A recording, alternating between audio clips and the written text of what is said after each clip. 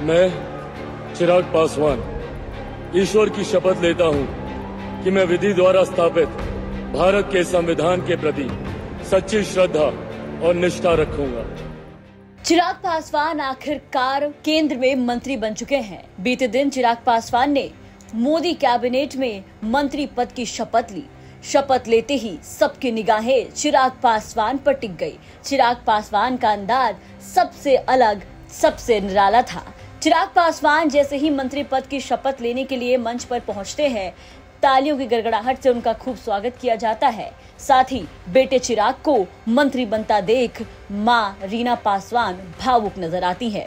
चिराग पासवान को शपथ लेता देख पहले तो मां खूब ताली बजाती हैं और इसी के साथ चिराग पासवान को देखकर मां रीना पासवान की आंखों में खुशी की चमक साफ दिखाई देती है। बेटे की सफलता देख मां रीना पासवान किस तरीके से अंदर से खुश हैं, ये तस्वीरें बयां कर रही है। बता दें कि रामविलास पासवान के बेटे चिराग पासवान अब सफलता की सीढ़ी चढ़ते हुए नजर आ रहे हैं।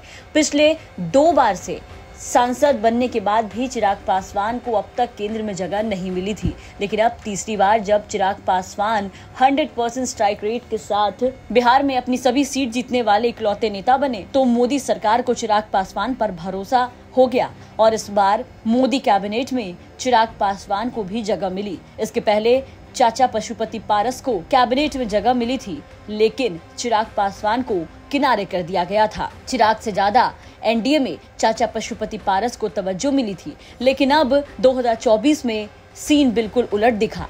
चिराग पासवान को न सिर्फ एनडीए में तवज्जो दी गई, बल्कि अब केंद्र में मंत्री भी बनाया गया।